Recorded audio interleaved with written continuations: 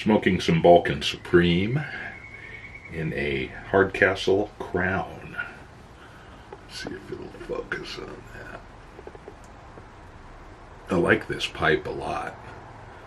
Just the shape, just everything about it, the size, the thick walls. And yet it has never been that great a smoking pipe. I reamed it out to 530 seconds because it was really constrained before. I bought this new down in Florida at Vero Beach. Is there a pipe shop there? I forget, it's been a few years. Anyway, I like the look of it. I like the feel of it. I just wish it smoked better. And who knows, maybe it's in the bit. But it seems to run a pipe cleaner nice, so I don't know.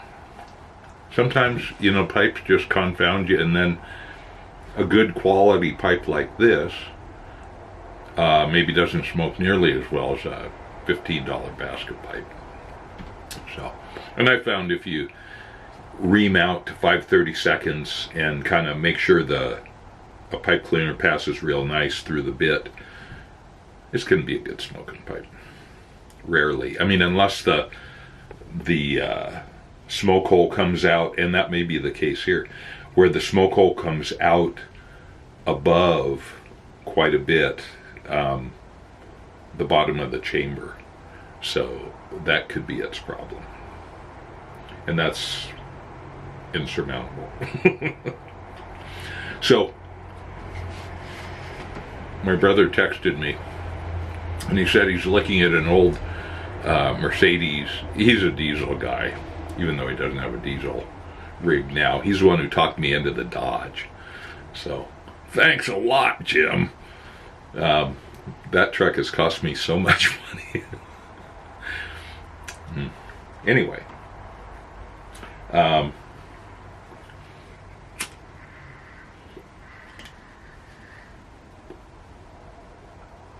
so he's always kind of experimenting with diesel vehicles. And Jimmy, you'll have to correct me. I think you had a station wagon, did you not? A Mercedes 300,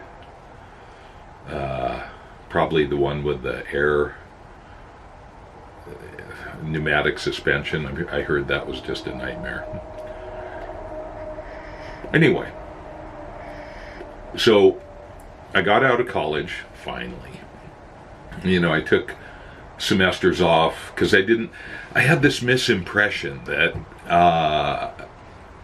college was so important that you had to know exactly what it was you were going to be doing for the rest of your life, and then college would train you for that. But you had to know what you were going to do. And so, you know, it was like, God, I don't know what I want to do for a living. So I dropped out a few times, much to the consternation of my parents. And I spent a semester teaching skiing at Breckenridge. That was fun. I was a seasonal ranger up at Golden Gate Canyon State Park in Colorado. That was fun. Did that for a number of years. And then finally I graduated, oh my gosh, with a degree in pre-architecture and with an emphasis in historic preservation and a minor in journalism. So, and actually that has proven to be really useful for me. I have since learned, here's a little bit of wisdom, that, yeah, you kind of want to know who you are and what you're good at, so you can be good at something naturally, so it doesn't feel like you're always pushing that rock up the hill, you know, because you're doing what kind of comes naturally to you. And so it feels good, and you'd probably be doing it anyway, even if you weren't doing it for a living. So the trick, I think, is to find a job that meshes with who you are and what your values are and what your skill set is, and that you discover as you go. You don't know it when you're 18 or 19. You think you do, but you don't. And if you can find a career that is synchronous with you, then it won't feel like work. And part of that magic, if you will, is to not worry about money. So have a very low cost of living, which is anathema for most people. And that's where they get into trouble. They get golden handcuffed, to their job or their marriage or their what they think their position in society, what they deserve, So that's what golden handcuffs them to a job they hate. Know thyself. Okay, so anyway, back to the story. That was kind of an aside, wasn't it? So I got out of college, and I was working for a web press. This is a historical moment, when there were small community newspapers, in this case Denver.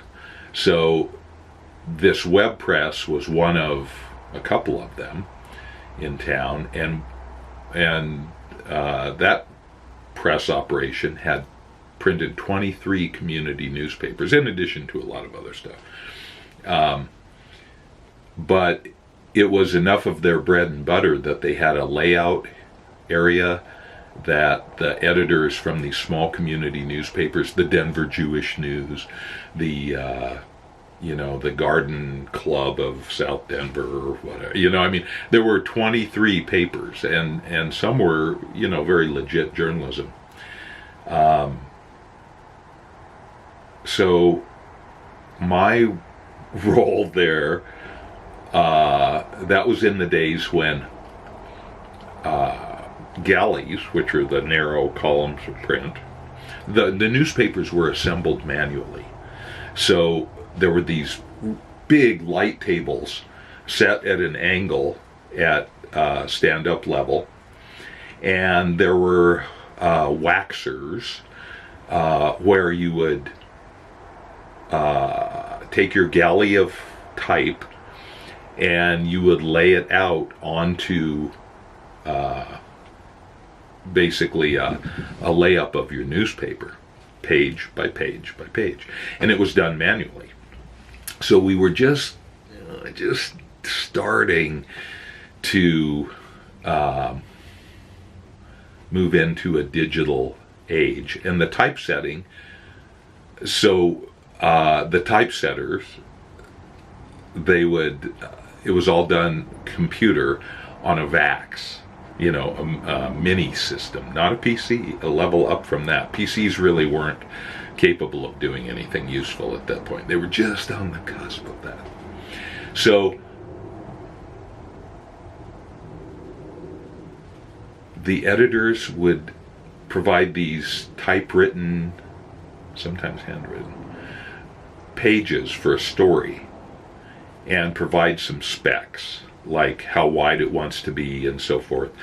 And then the typesetters would just type it out on a screen in that mini VAX computer, and then it would print out on these rolls of what was essentially photo paper, not inkjet. And in long, the story could be very long, and it would just be a single galley, it's called, in those narrow, it was a column of print. So my job right out of college was to proofread all of that.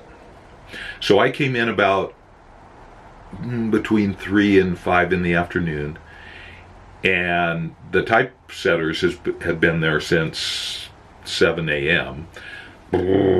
typing up all this stuff, and there were just sheets and sheets and sheets of these galleys that had to be proofread. And so then that was my job. And I had a thesaurus and I had a dictionary right next to me, very manual methodologies. And I would just read each story. I would look for spelling, of course, obvious errors like two capital letters together that were typeset. Style. I had an AP style book there, and it was a great job. I loved it. First of all, I was so informed at the micro level of what was going on in Denver because I was reading all the newspapers, and so different newspapers had different days of printing, and so they kind of spread it out throughout the week. And so this newspaper would be here this day, and then this newspaper here this day, and so forth. So I would mark up those galleys. Then if they were okay, they'd go in one stack for that newspaper. And then if they needed some corrections, they would go back to the typesetters who would then provide the corrections. Then I'd proofread those, and then all those galleys would be ready. They'd run them through the waxer, and then they'd start laying out their newspaper page by page, very manually, in real time. It was full scale. And then at that point, when that was complete, they would take a photo of that, make an aluminum plate. This was a web press, and so then they'd mount that plate onto a roller, and the newsprint would go through, and the roller would, that was so it was really the production press part I wasn't too involved with. I was more in the layout area. Anyway, that was great fun. But I thought, wow, I should probably find work in my field that I had gotten my degree in, which was basically architecture. And I loved historic preservation. But I thought, well, I should get a job in architecture. I really need to see if this is something I want to do. So I looked around and applied at some firms. There was a really big firm in Denver, R&L, Rogers, Naga, Langhart, and they needed somebody, a beginner like me. So they hired me, and it was run by three old guys, Rogers, Nagel, and Langhart. And they'd obviously had their day as architects, and they merged into this firm. And when I started there were probably 100 employees. At its peak, when Denver International was, there was a Stapleton Airport update, and gosh, we had, I think, close to 300 employees at one point. And then the crash happened, and Denver had more available office space and a lower cost per square foot for office space of anywhere in the Western Hemisphere, I think in the world, actually. And so these high-rises were new and beautiful and empty. And so they would make companies offers to have like 2 years of no rent if they would just move in and sign a 5-year lease, that kind of thing. So companies took this as an opportunity to downsize. So suddenly our interior division, as it were, had lots of work because companies were downsizing and moving into these new office towers because the rates were so great. So anyway, R&L had this interesting concept for their fleet of vehicles. So they had a mechanic who was basically captive to them. He did other work as well, and he was independent, but he did all of the maintenance work for R&L on vehicles. And so our vehicles were Mercedes 240Ds, which anywhere else in the world is a taxi cab. In the US it has a certain cachet, right? So a 240D, and a lot of these were 4-speed manuals back then. So they were really basic. I mean, they had the vinyl seats, MB Techs, which just didn't breathe at all, and on a hot Denver day caused you to sweat like a horse, you know, just driving hither and yon. And that was one of my roles, was I delivered prints, I picked up stuff, you know, that's the beginning guy's role oftentimes, instead of sitting at a drafting table drawing. So, and that was fine with me. I was not going to be a great architect, I knew that. And I was exposed to all these people who were, and that became obvious to me that that isn't me. Wish it was, but no. So I had other skills to contribute, and I did a lot of driving in that fleet. So they had like 5 or 6 of these 240Ds, and there were a couple automatics, but what they would do is they would buy them used with like 60 or 70,000 miles on them, in really good shape. Sometimes less mileage than that, but that was kind of the sweet spot for value. So you would buy them with 60 or 70,000 on them, drive them as a company car, well maintained, until they had about 200,000 miles on them, and then you'd sell them for what you paid for them. It was a pretty amazing, and they got great mileage. You know, they got 25 miles per gallon in town, and did it quite reliably, kind of rattly, you know, and no power.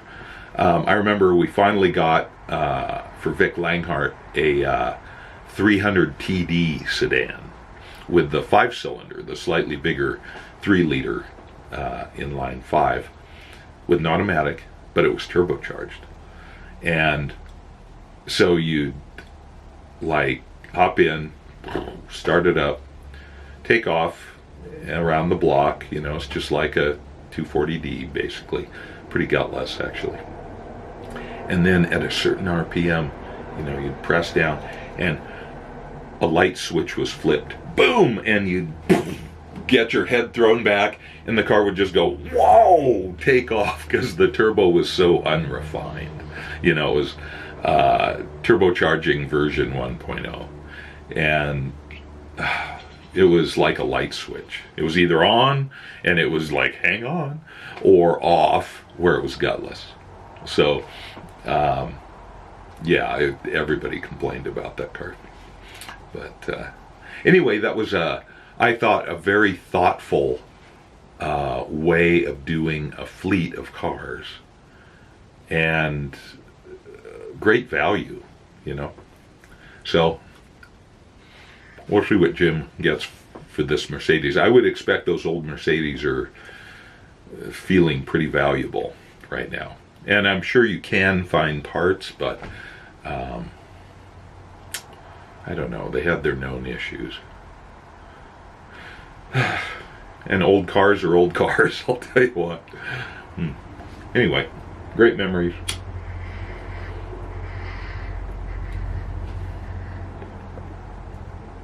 And I hate to say it, but I'd probably buy something newer.